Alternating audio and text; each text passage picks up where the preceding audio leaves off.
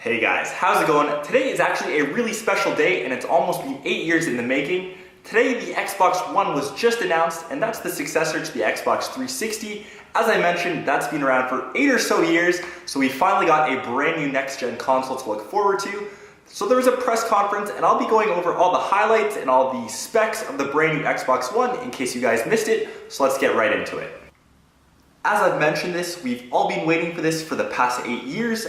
The new Xbox One, just released today on May the 21st, will feature an all-in-one design in a two-tone gloss and matte black finish, and I'm sure more colors will become available in the future. The Xbox One will also support a Windows 8 tie-like dashboard. It features a major overhauled Xbox Kinect sensor that can identify voice commands and has a 1080p camera that can process a whopping 2 gigs of data per second to read its environment. The controllers that we've all come to love so much look extremely similar to the now older Xbox 360, and that iconic Xbox home button is just a bit higher, and the biggest addition has to be the impulse triggers, which are essentially individual rumble motors built into each of the separate triggers. The features include the same A, B, X, and Y button layout, and it has increased grip on the thumbsticks. As mentioned, the full specs of the system hasn't been released and we'll have to wait to E3 to fully appreciate everything inside. However, as I mentioned, it has that two-tone color scheme, and inside it'll feature an 8-core CPU with 8 gigs of DDR3 memory.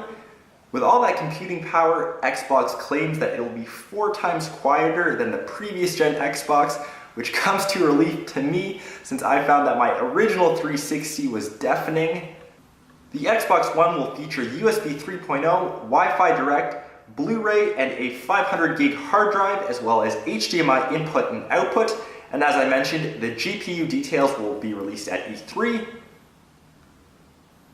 At the launch event, Microsoft claimed that there were 15 Xbox One exclusive titles, 8 of which were brand new franchises. So I'm super excited to see what developers will have to bring to E3 and how they'll utilize this new system.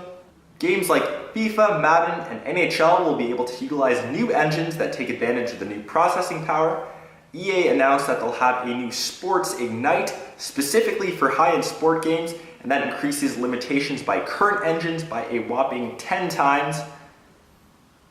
And as I mentioned, guys, a lot more info will be released at E3 and as time goes on, so I'll be sure to fill you guys in as time passes.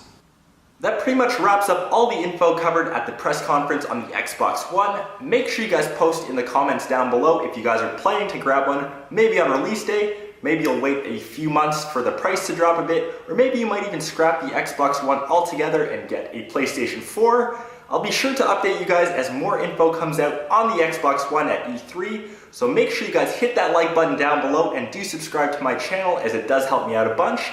Hopefully you guys enjoyed this one, and I will catch you guys in the next video.